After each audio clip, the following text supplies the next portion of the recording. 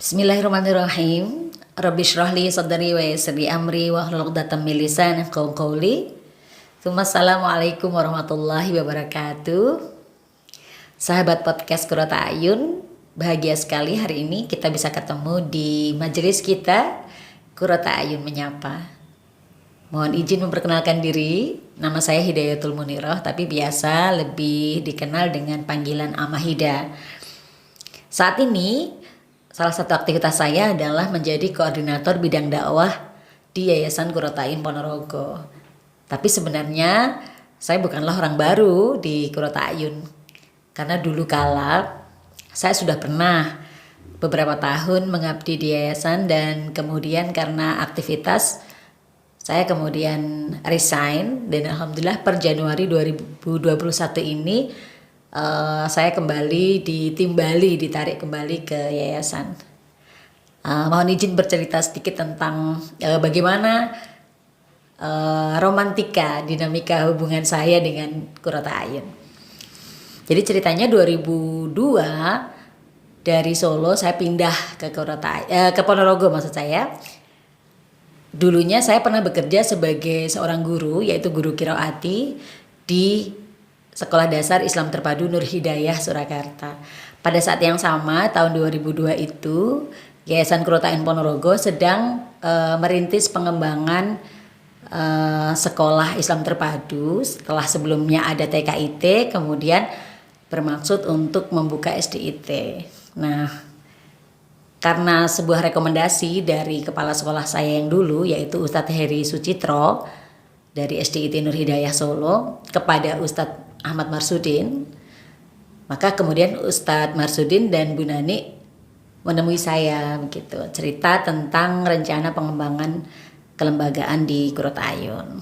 Sayangnya karena waktu itu saya baru memulai usaha di Ponorogo, tepatnya di sekitar kampus Tain yang sekarang disebut IAIN itu, maka saya menolak ya, saya menyatakan tidak bersedia, tidak sanggup gitu kalau misalnya ditawari untuk ikut ngajar di SDIT. Akhirnya saya menawarkan opsi yang kedua, yaitu Ustadz bagaimana kalau saya bantu-bantu di yayasan aja gitu. Dan alhamdulillah karena Qurrata A'yun juga masih cukup baru waktu itu, akhirnya saya berada di bidang litbang bersama Ustadz Agustiawan. Tugas kami waktu itu adalah merancang kebijakan-kebijakan, juga strategi untuk pengembangan yayasan dan lembaga-lembaga di bawahnya. Misalnya kayak bikin tentang aturan kepegawaian, kemudian manajemen keuangan, dan hal-hal yang lainnya. Itu berlanjut, kemudian saya juga pernah diamanahi untuk menjadi penunggu gitu ya, juru kunci gitu di Yayasan Qurrata A'yun. Waktu itu kantornya di Jalan Kiai Haji Ahmad Dahlan ya, di utara jalan. Mungkin untuk wali murid yang dulu-dulu masih ingat ya. Jadi itu awalnya kantor yayasan dibuka, kemudian juga ada staf-staf yang bekerja di kantor yayasan waktu itu. Saya ingat saya Mbak Ina yang pertama kali ya menjadi staf yayasan. Kemudian itu berlanjut. Kemudian saya juga sempat pindah ke bidang yang lain, yaitu bidang humas, dan salah satu aktivitasnya waktu itu adalah menyelenggarakan pengajian atau parenting untuk wali murid dan menerbitkan majalah parenting Qurrata A'yun. Tetapi kemudian 2014 itu saya menerima aktivitas baru sebagai konselor di Dinas PPKB, ada unit layanan namanya Pustian Gatra, Pusat Pelayanan Keluarga Sejahtera. Dulu namanya Badan KB ya, kantornya masih di Jalan Trunojoyo. Nah, terkait pertambahan aktivitas saya di luar Qurrata A'yun yang kemudian membuat saya tidak lagi bisa ngantor di yayasan gitu. Maka 2014 sampai 2020 akhir itu bisa dibilang interaksi saya dengan Qurrata A'yun tidak lagi intens ya. Hanya sesekali aja gitu, dan itu pun sangat jarang.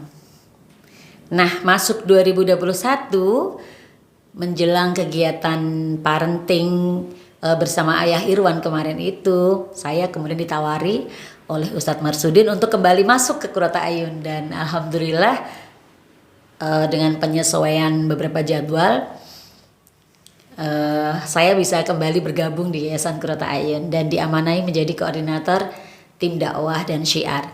Dan alhamdulillah saya ada beberapa tim orang-orang muda yang bersemangat dan membantu saya backup untuk beberapa kegiatan teknis. Dan untuk 2021 ini dan kedepannya kami mendapatkan amanah bahwa Qurrata Ayun ini perlu membuktikan komitmennya untuk memberikan layanan yang lebih baik bagi wali murid, alumni, dan masyarakat muslim Ponorogo dan sekitarnya. Sahabat podcast Qurrata Ayun, ini bukan janji, mudah-mudahan ini sebuah komitmen. Kami mohon doa restu juga dukungannya. Mudah-mudahan Qurrata Ayun bisa membuktikan komitmen ini, yaitu memberikan layanan yang terbaik kepada wali murid, alumni, dan masyarakat muslim Ponorogo dan sekitarnya, terutama dalam dua hal. Yang pertama adalah pengkajian Islam dan yang kedua adalah parenting. Itulah sebabnya kami berkomitmen bahwa setiap bulan akan ada satu majelis parenting untuk wali murid Qurrata Ayun khususnya dan bisa diakses oleh masyarakat umum. Kemudian satu kali majelis taklim yang insya Allah kita rancang untuk kombinasi antara offline dan online. Jadi offline terbatas. Insya Allah ini kita bocori sekalian ya. Insya Allah hari Sabtu tanggal 20 Maret yang akan datang kita akan uji coba kegiatan ini. Kemudian secara luas masyarakat umum juga bisa mengikutinya lewat live YouTube begitu di channel ini. Nah, masih ada banyak sekali kegiatan yang insya Allah akan kita tawarkan untuk diakses oleh wali murid, alumni, dan masyarakat umum Ponorogo. Di antaranya adalah program yang kami sebut sebagai jembatan amal soleh.